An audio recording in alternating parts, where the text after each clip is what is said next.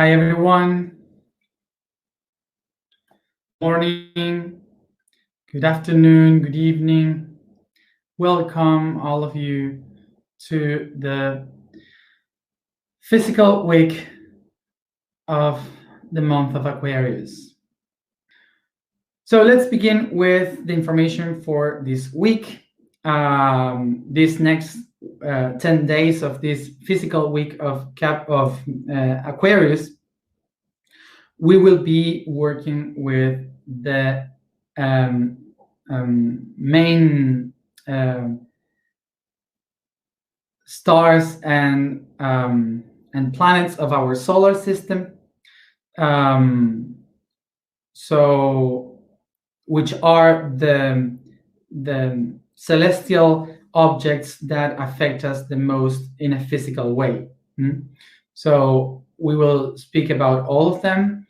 And before we begin with the topic for today, which is Uranus, the planet Uranus, we will begin with explanation of what is a planet and why they can affect us.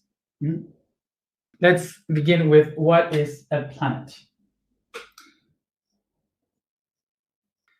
So the origin of the word of planet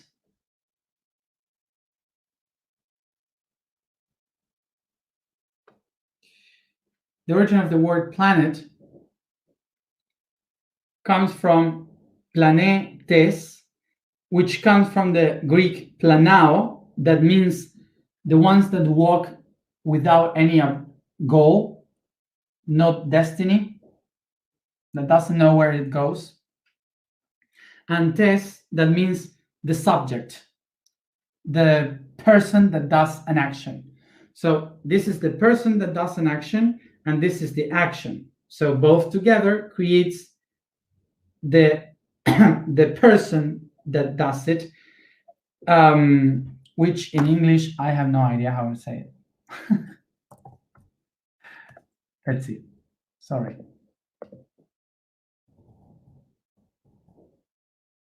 Wandering. Okay. Perfect. Wander.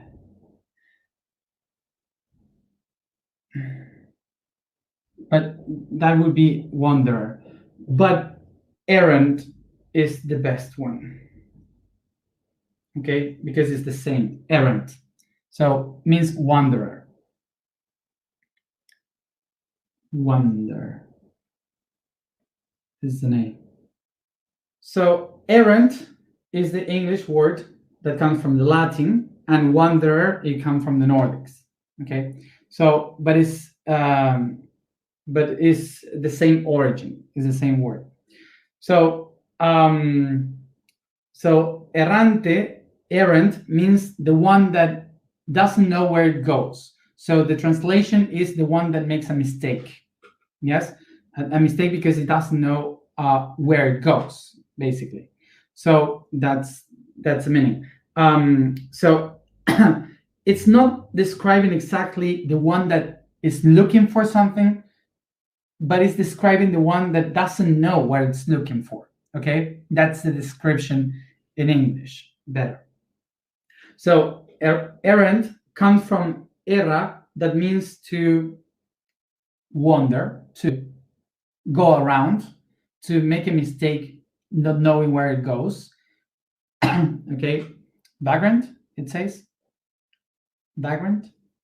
So and then we have ent, that is the origin of entity, that means being. Okay, this means being. So en, and this is vagabond. I don't know how to scroll. Vagabond. Okay. So what is a planet? A planet for the Greek people was these stars that were moving in the sky. In the first moment in the history, there were not ideas of there is another world outside. There's no worlds in the sky. There's only stars, lights in the sky. So because of this, the people call these stars that were moving the errant stars, the ones that are not finding its place, that are walking through the stars. Because of this, they call it the errant stars, the wandering stars.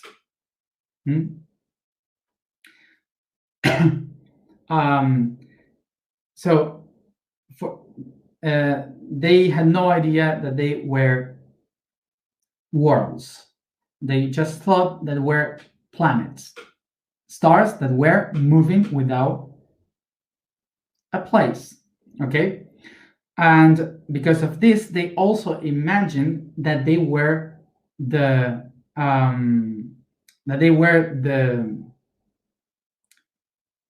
gods walking in the skies. So that's why they started to name them as gods, with the name of the gods. But there was only a few able to be seen that until Saturn. The other ones were not able to be seen just normally. So this is why the last planets after Saturn were known recently, in the 18th century, in the 19th century, and the last one, the 20th century. So the people that discovered them, even if they were mathematicians or astrophysics, whatever, astronomers or those kind of people, they kept calling them as gods because they wanted to keep the tradition of naming the things that are in the skies like the ancient would call them. Okay. So now we know what is a planet.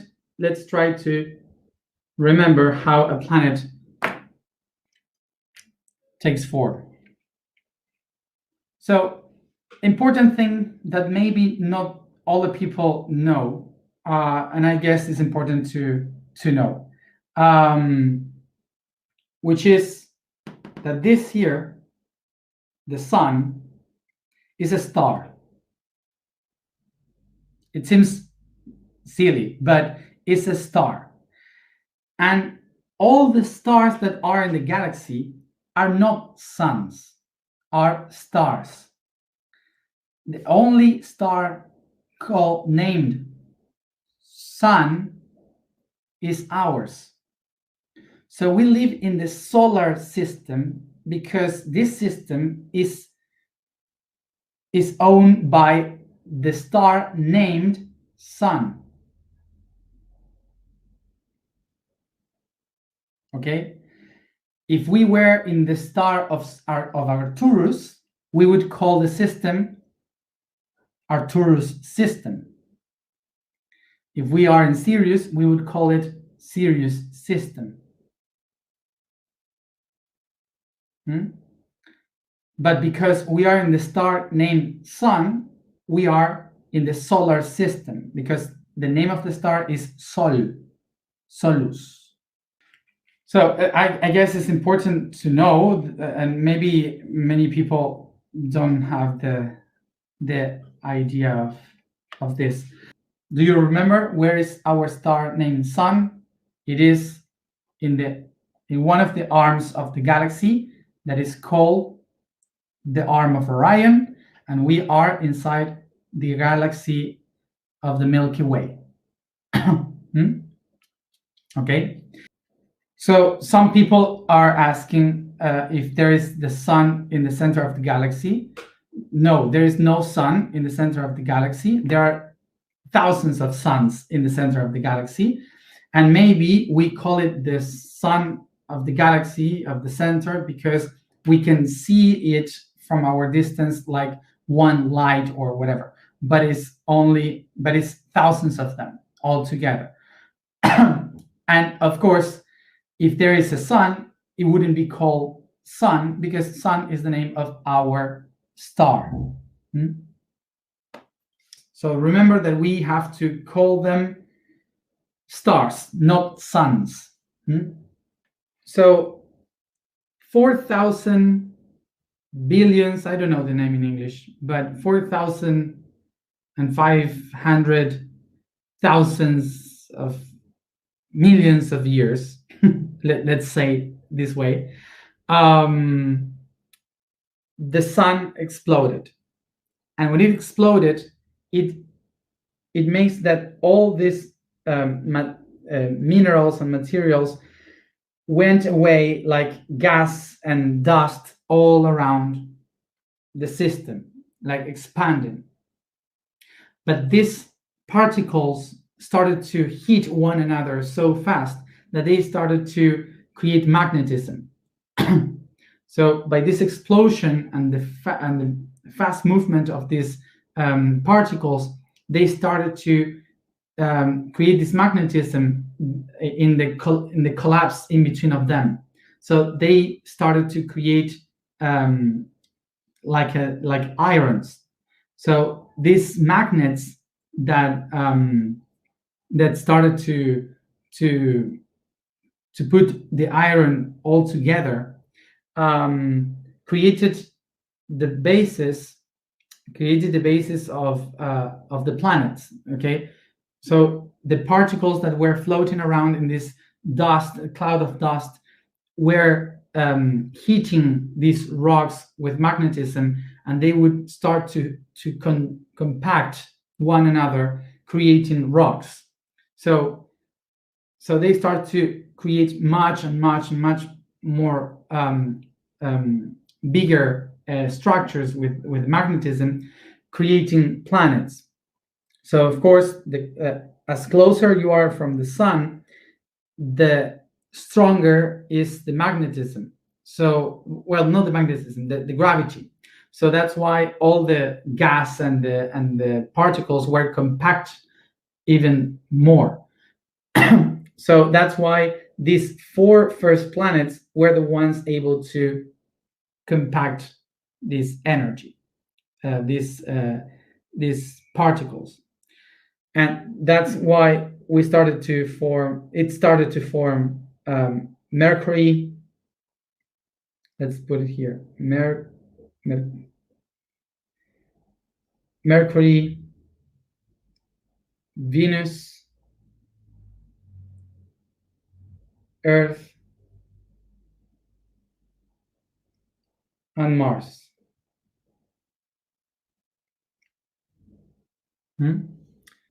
Here in the middle, there was another one that was broken, creating the ring of asteroids, the belt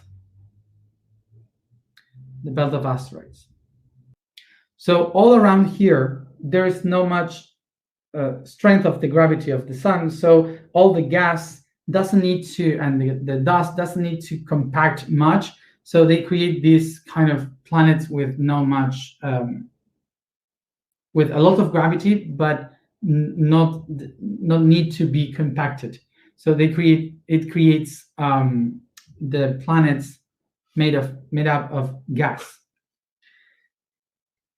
So in this territory, we have Jupiter, Saturn, Uranus, Neptune, and here the last one, which is a rock, Pluto. And around all this area, we have a cloud of gas and dust named the cloud of Oort. So when the sun exploded, all these rocks goes out, and then by the gravity and the weight that this sun has, they all come back again, but in a way of a spiral. And the way they fall down is because the sun has so much weight that it curves the space-time. So all the things by gravity falling down to the sun moves like in a spiral, like falling down into a hole. Okay, so think about this, that the sun is like so much weight that if you put it in a terrain, the terrain will go down. So imagine, picture that the sun is in a hole and all the other rocks, the planets, are spinning around, okay, and falling down to that rock. It will take millions of years to do that, but they will eventually fall down into the sun. So the reason why I explain this weight is because we have to understand that everyone is pulled by the planets. Everyone is like pushed by the gravity of the sun and the other planets. So we are pulled towards the sun. Our energy is constantly being pulled towards the sun, but also the other planets moved our gravity. So that's why when, for example, the Earth is falling down towards the sun, but Jupiter comes behind, the Earth is doing this, but then is pulled a little bit to Jupiter and then go back to have the image, okay? It's not exactly like this, but just to have the image. So that holds the planets in orbit. The pushing of all the gravities around. Just to make a comparison, to understand how they move in this space, have you seen the birds when they are flying? Usually they take this shape. So when they fly, you have one bird here in front opening the path, and the others like this. This is because the one in the front is doing all the strength to move the air around. So the air is here, and this one is making a lot of strength to open the path of the air, helping the others to follow him to go faster. Okay, but each one that is in front will help the other one and the other one and the other one. So this is like a chain that is moving the space, pushing and allowing the others to move in this environment. Okay, so each one of these birds needs the other one in order to move better, something like this. Okay, just kind of a comparison to understand. So now think of the planets like these birds that are moving towards the sun. And when they move, they push the air like the birds. They push the air, helping the others to fly faster or pushing the others. And they have conflicts. Okay, so this is how we can relate, even if I am explaining it with air and in the space is gravity, but kind of like it doesn't matter the distance between the birds, they will help each other to move better or to have problems when they move. Okay, that would be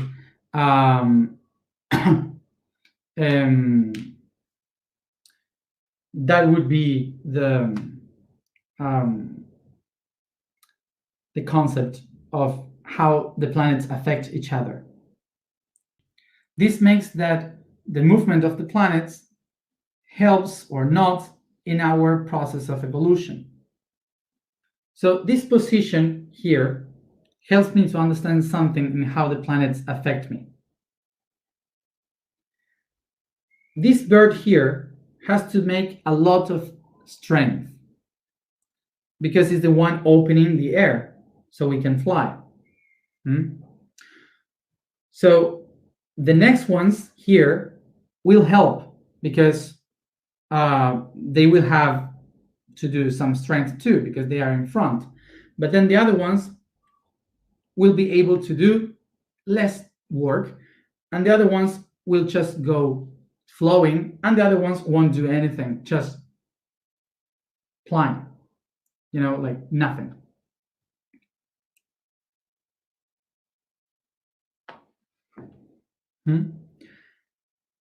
So this means that the one that is in front will have much more effect and will feel what is happening. We'll feel it much more stronger than the other ones behind. So as farther you are from the beginning of the line, the less you will feel the pressure.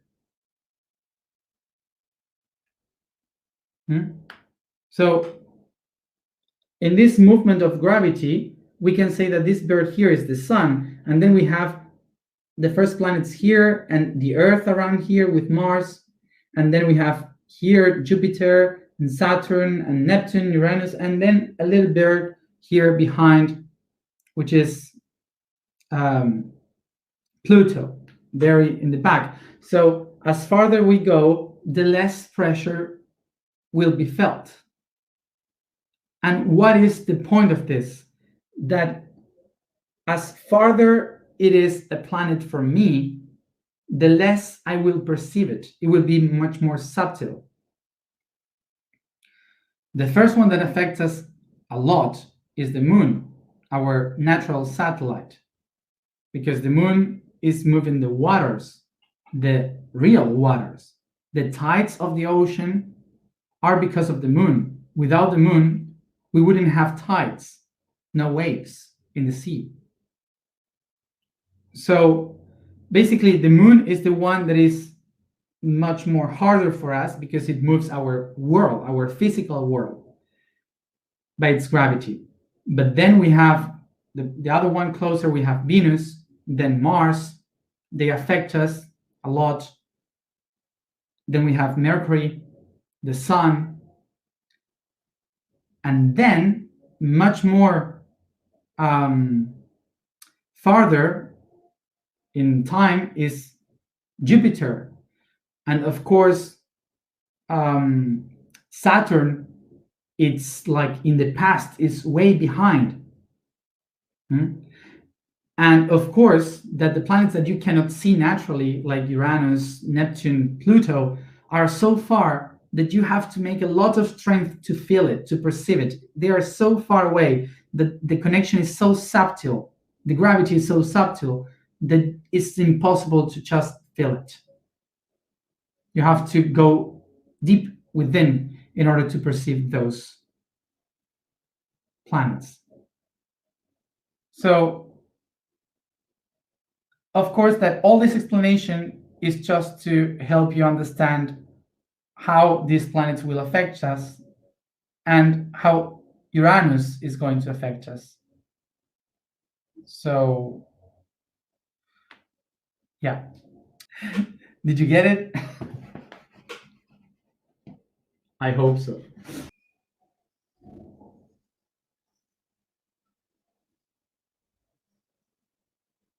Vamos a hacer este horrible humano. Let's go. Let's do this horrible human.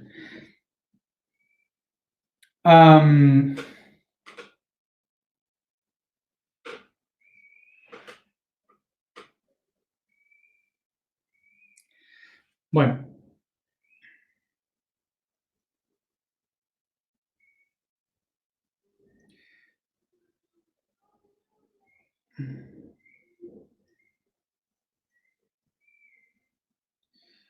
Voy a tratar de explicarlo esto de alguna manera.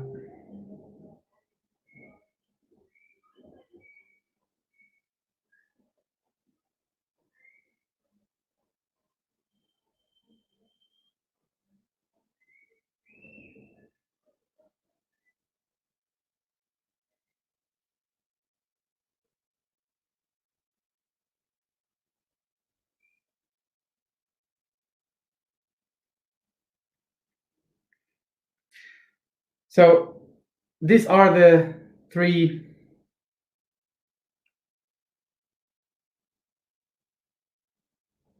bodies.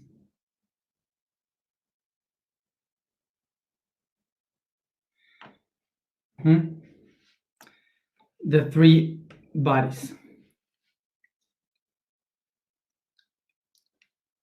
The spiritual in the center, the soul around, and the physical in the outer. Today I was I was explaining a bit of why we have why we are able to live in this planet, because we are adapted to the pressure of this planet. So we have gravity. We already explained gravity, but now the pressure of a planet. The pressure of a planet is the pressure of the atmospheres that a planet has. Atmosphere means the steam spheres. That's the translation of atmosphere. Atmosphere is the steam layers that cover a planet, but not just cover, that goes towards the planet. So it's very heavy. So the weight of these atmospheres is the one that the weight of these atmospheres is the one that put pressure on our bodies. Okay, so it's so much weight that we in this world had to be adapted to that pressure in the environment. This is why our body has blood pressure, has arterial pressure. All these pressures from inside are the ones that goes against the pressure from the outside, so we can move in the environment. So it's so heavy. The pressure outside is so heavy towards the body that the bodies create another kind of pressure to be able to survive in the environment. See, so these pressures of the atmospheres are the ones that creates the weather. The low pressure, the high pressure are the ones that creates the storms, the lightnings, the rain, or the clear skies, is because of that pressure of the steams and the vapors that are flowing in the planet. So we have this inner pressure in order to survive in the pressure of the planet. So something that is really incredible about this is that the thing that sets much more pressure to us is the sky. We think that the sky is like something that, wow, that we expand in the sky and the air is floating and so on. But no, it's totally the opposite. The sky is pressing us to the ground. And the reason why we feel like we are open in the sky is because of the inner pressure, not the outer. The outer is trying to kill us and pressing us towards the ground. It's totally the opposite. Okay. So this weight is the one that that tells us that we are holding the weight of the whole sky, the weight of the gravity of the planets, the stars. Everything is pressing us. That's the psychological concept of how the ideas, the world of ideas, is pressing us and conditioning us. Literally, a person has a weight of 180 kilos on the head, holding that weight from the sky, which is air, which is gases, but it's so much gases compressed that we are holding 180 kilos every day in our heads. And it's the inner pressure that holds us alive, basically. If we lose the pressure, the inner pressure, we fade and we can also die. So said this, we can understand now that the skies is the heaven, the sky is the thing that set much more pressure on us than anything else.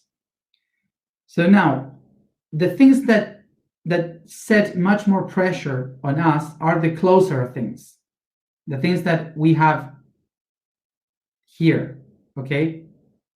So the closer things are affecting our physical body, the pressure that we are feeling constantly from the skies is molding our bodies.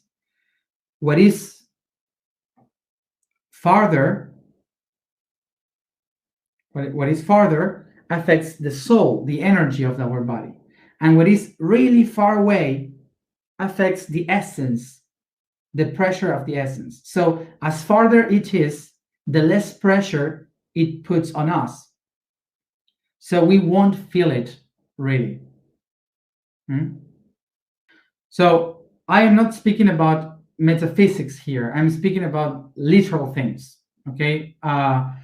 That we are being affected much more by the things that are close to us, setting pressure on us from close, and what is really far away, it sets less pressure on us, okay? This is why, in order to feel the pressure of something that is really far away, we have to go much more within, to the essence. For example, as an idea to understand this frame, what is the closest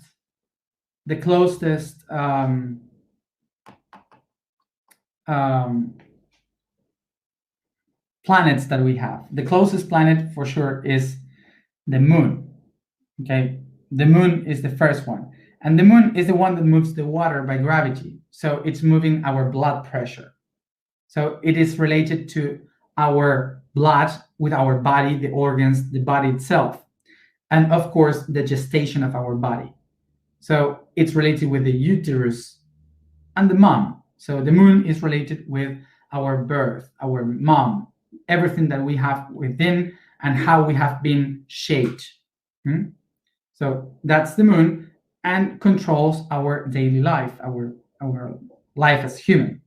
Then we have Venus as closer. So Venus is the beauty, the shapes, the symmetry, the order, and so on. So that's why we have the physical. It affects the physical because it's all about how I look, what do I like, how do I feel about my life and the partners and relationships and so on with friends and family, etc. So it's something that I can relate the most.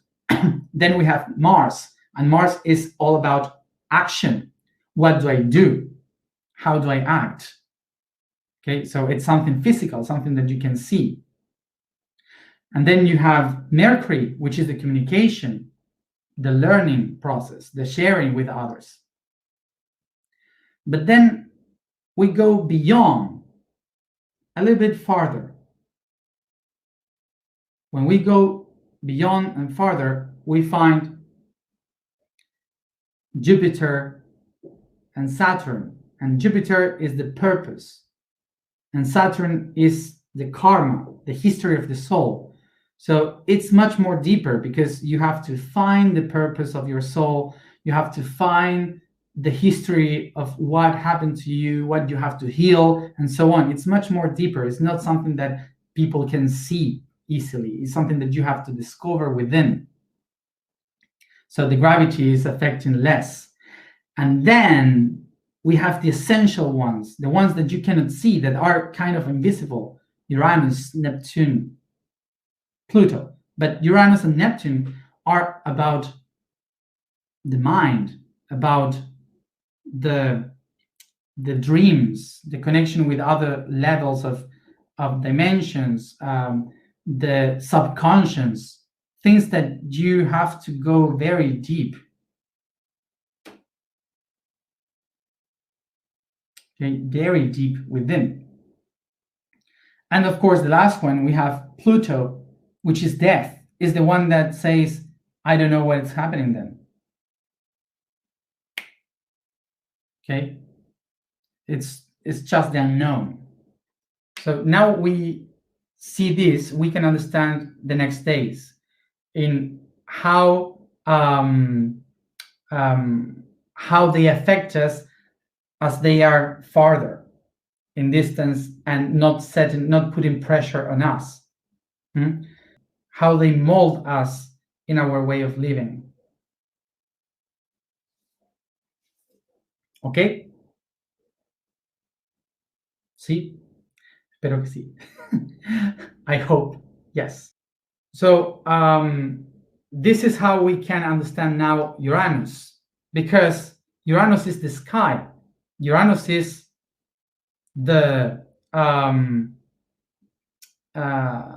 Uranus is the whole environment where all the planets live. And if we don't understand the whole picture, we won't understand how Uranus is affecting us. So let's try to understand who is Uranus. Uranus in history is the name of the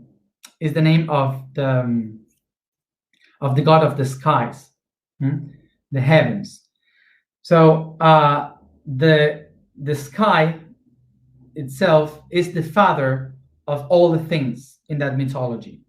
So all the things were created by the sky because it's the mind, the mentalism, has all the ideas. But this mind tries to create again, to regenerate constantly the idea of itself. So it's trying to create new things, different things all the time. Has so many ideas. So it destroys everything and recreates from what it creates, from what it has thought. So one of his sons, which is Chronos, the time, also called Saturn by the Romans, killed his father, Uranus. Killed him, setting all the others free. And how he killed him? He takes his testicles and destroys them, so all the semen falls down into the ground, into the Mother Earth, Gaia. And this semen is the rain, the first rain of the planet. And when it pours here, it creates Aphrodite, which is Venus for the Romans. So it's the life, the beauty, the creation. Okay, so Kronos becomes the father of all. So begins the evolution, which is time in life. Okay, so that's the relation of the story, how the Greek people used to explain the creation itself. So this is describing the creation of the things, of the universe itself, because Uranus is the mind, the ideas of everything, and is the mentalism that is creating everything without any limits. But then one of his sons, the time, kills him and gets and creates the structure, past, present, future. It creates the time, and time is evolution through life, which is Venus, the beauty of creation. So that's the story that this tale is saying. So another thing that the story is saying is that the sky, the divine, the mentalism creates itself all the spirits, and when it dies, or the process of just the mind ends, all these spirits, all these beings of the mind starts to be like drops falling, pouring in the earth. So this is speaking about all the spirits incarnating in the process of life, to live through time. Okay, so even if Uranus ended in this story, is the origin of the whole story, because everyone has come from it. So this means that we are mind, and it doesn't matter where we go. It doesn't matter where we go. The mind is with us, is conditioning us constantly by the patterns of thinking. We are mind in matter. So the skies is pressuring us all the time. This is why we put this planet in the crown today, because this planet means the weight of the ideas, of the thoughts that sets its pressure in the way we think, in the way we perceive the reality, the ideas. So it's very difficult for most of the people to see and perceive Uranus, because this planet is one of the most difficult to feel, because it's in the core, it's a spiritual planet. It's so subtle that you have to work very hard in order to find it. Usually, we people stay here in the outer aspect of our reality, which is the moon with our family, Venus in our relationships, Mars in the way we act, Mercury in the communication with others, the sun that shows how we brighten the world. But most of the people not even go into Jupiter looking for a purpose in their life. Most of the people don't even go into the karmas, into the traumas to heal the history with Saturn. So even less people go to Uranus because it's impossible, it's really difficult to find. And when you find it, you become responsible of your own reality, because you find there yourself, the main ideas that create yourself. To see this planet, Uranus, we have to go to the depth, to the shadows of ourselves, deep within. So Uranus is saying that the only way we can find really the I am is if we dare to go to the depth of our shadows and to go through our own beliefs. So the last thing to say today is that Uranus is the only planet that makes it spins like this. Normally, like Earth, the planet spins this way. No, sorry, that way. The planet spins that way, with the north here and the south here. That's how usually all the planets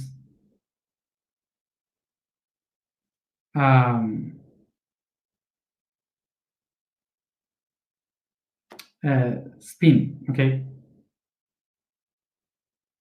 But Uranus is like this.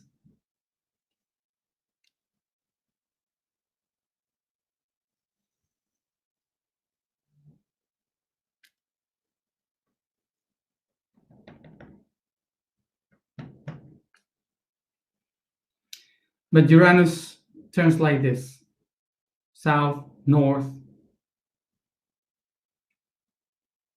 turns like this, and the sun is here.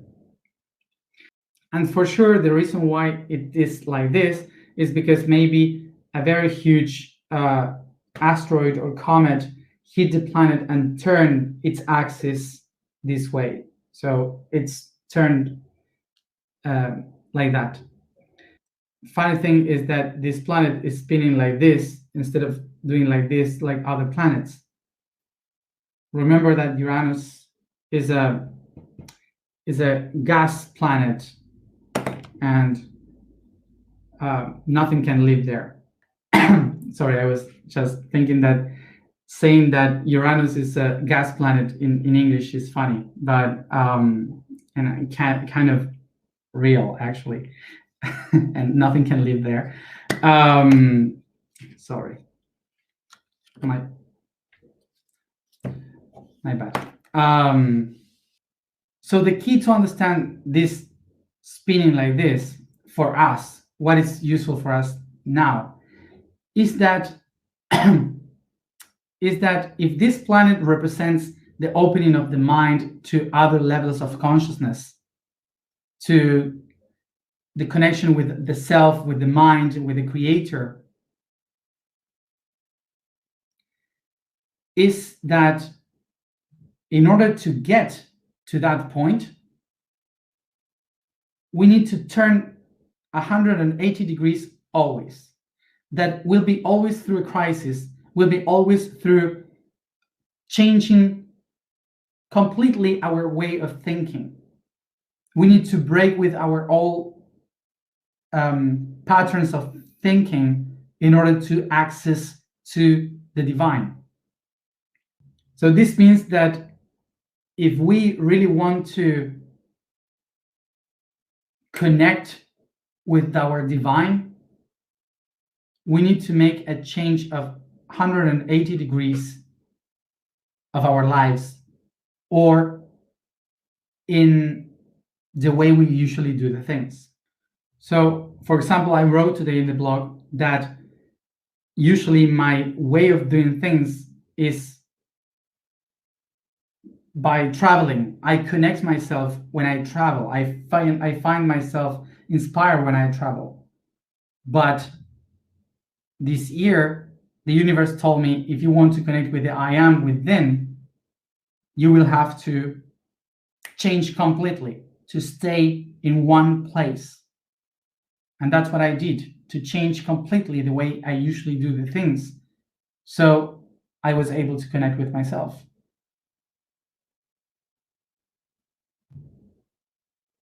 Okay.